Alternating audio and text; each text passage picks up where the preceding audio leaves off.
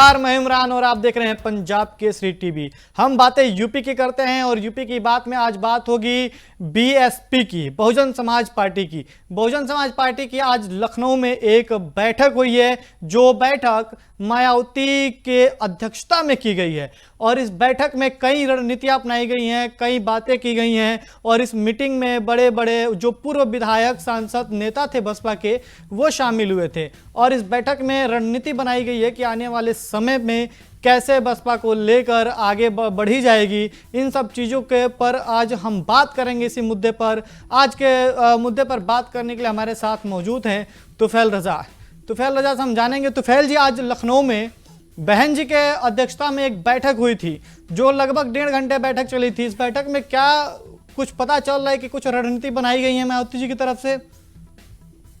बिल्कुल इमरान, मैं आपको बताना चाहूंगा कि ये जो बैठक हुई है ये कुल मिलाकर के जो है एक राजनीतिक बैठक है। इसे भले कोई और एंगल दे करके या कोई और रूप दे करके कहा जा रहा हो, लेकिन ये पूरी तरीके से खालिस एक राजनीतिक बैठक है जिसमें जो है 2 मुद्दों पर खास करके चर्चा की गई। एक तो आने वाले पंचायत चुनाव को लेकर और दूसरा जो है वो बिहार चुनाव को लेकर, यानी कैसे जो वो मायावती जो है वो बिहार विधानसभा का चुनाव लड़ेंगी। उन्होंने पहले ही ऐलान कर दिया है कि जो है वो अकेले चुनाव लड़ेंगे, वो किसी के साथ ना तो इंडिया गठबंधन के साथ रहेंगी ना एनडीए के साथ वो जाएंगी। तो उन्होंने पहले ही ऐलान कर दिया था कि भाई हम जो है वो अपने नाव पर जाएंगे और अपने दम पर जो है वो जीत कर दिखाएंगे। यही वजह है कि आज उन्होंने राज्य स्तरीय बैठक की है। तमाम उन बड़े बड़े नेताओं को, उन बड़े बड़े चेहरों को जो है इस बैठक में शामिल होते हुए देखा गया है। और कल से जिस तरीके से चर्चाएं चल रही थी कि भाई मायावती जो है एक बड़ी बैठक करने वाली है, वो बैठक जो है वो पंचायत चुनाव को लेकर भी होगा और बिहार चुनाव को लेकर भी होगा। अभी हालांकि पंचायत चुनाव चूंकि अभी अगले साल होना है अप्रैल के महीने में, तो उसके लिए तो थोड़ा सा भी वक्त बचा है। लेकिन जो ज्यादातर बातें हुई, जो 1.5 घंटे का आप जिक्र कर रहे हैं इमरान, कि 1.5 घंटे से ज्यादा का जो है वो वक्त बीता है बैठक में।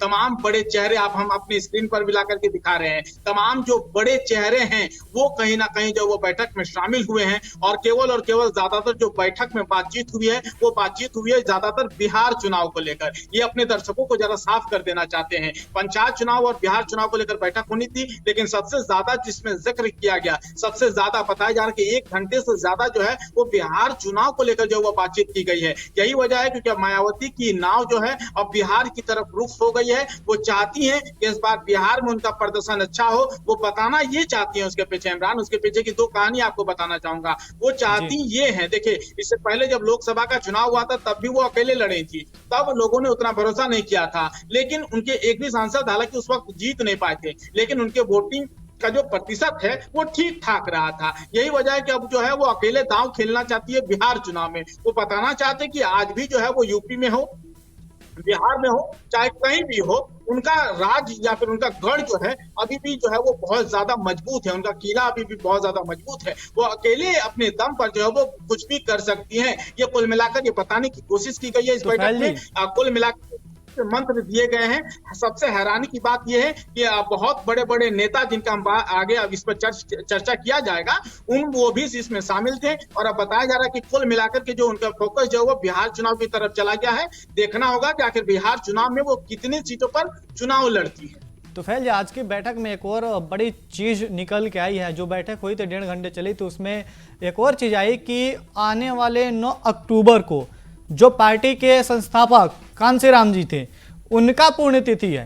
तो इस पार्टी में ये जो मंडलीय स्तर के जो बैठक थी, इससे बड़ा मायावती ये कह सकते हैं कि इससे बड़ा रैली करेंगी उसे 9 अक्टूबर को उनके पुण्यतिथि के दिन।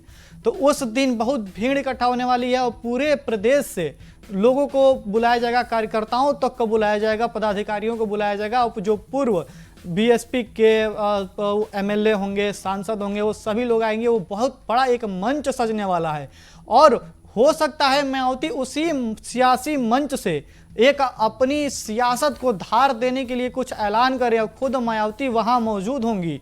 ये क्या लग रहा है कि वो जो मंच सजेगा वो मायावती के फिर एक कह सकते हैं कि रीस्टार्ट करने वाली हैं अपने पार्टी को लेकर और अपने जज्बे को लेकर, अपनी जो पार्टी की अस्मिता को बचाने को लेकर वो एक बार फिर से उसका आगाज करने वाली हैं। तो ये माना जा सकता है कि जो 9 अक्टूबर को जो होगा उस पर ये मायावती आगाज करेंगे कांसीराम के पुण्यतिथि के दिन। बिल्कुल जिस तरीके से उनका ये तो खैर पहले से प्रस्तावित था इमरान, आपने अपनी रिपोर्ट में भी इसका जिक्र किया था, हमने जी अपने बिल्कुल। चैनल में इस खबर को दिखाया भी था कि आखिर कैसे जो है वो आने वाले समय में लखनऊ में जो है एक बहुत बड़े मैदान में जो है मायावती अपना ये दमखम दिखाने वाली है। कुल मिलाकर ये शक्ति प्रदर्शन होगा। दूसरी तरफ जो है ये यहाँ से देखिए अभी यूपी का चुनाव जो है अभी 2 साल का वक्त बचा है इमरान, हमने अपनी पिछले रिपोर्ट में भी ये दिखाया था, लेकिन बताया जा रहा है कि मायावती जो है यहीं से अपने बिगुल की शुरुआत करने वाली है। यहीं से जो है लखनऊ से जो है उस दिन 9 अक्टूबर का आपने जिक्र किया कि 9 अक्टूबर से जो वो बिगुल फूकेंगी, वो 2 साल से अभी से तैयारी करेंगी, धीरे धीरे वो जो है वो स्टेप बाय स्टेप बढ़ेंगी और अभी से चर्चाओं का बाजार गर्म है और कहा जा रहा है कि शायद मायावती जो है वो यूपी का चुनाव भी अकेले अपने दम पर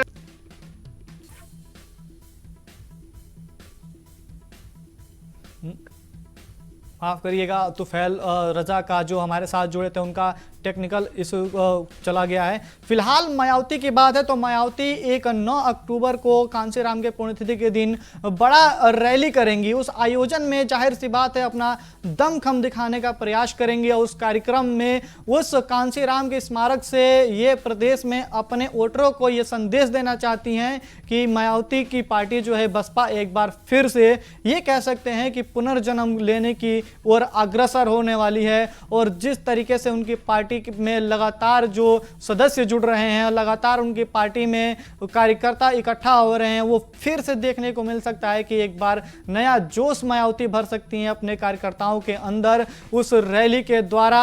और मायावती को उस कार्यक्रम में वो खुद मौजूद होंगी और वो अपने ही मायावती खुद मौजूद होंगी और खुद वहाँ पे अपने रैली को संबोधन करेंगी पूरी जनता को। फिलहाल हमारे साथ आ गए हैं तुफैल रजा जी। तुफैल जी अपनी बात को पूरी करें।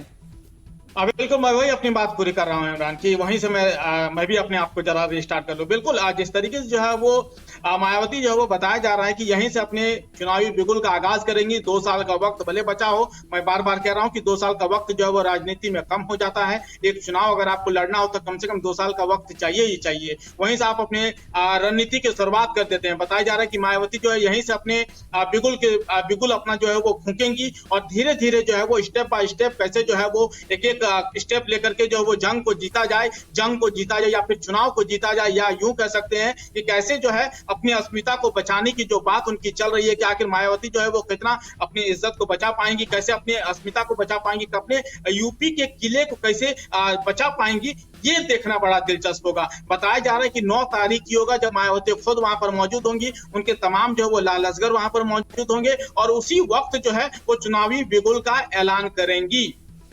हमसे जुड़े रहने के लिए हमारे YouTube चैनल को सब्सक्राइब करें और नई वीडियो की नोटिफिकेशन के लिए बेल आइकॉन को दबाएं। अगर आप ये वीडियो Facebook पर देख रहे हैं तो लाइक जरूर करें और ज्यादा से ज्यादा शेयर करें। धन्यवाद।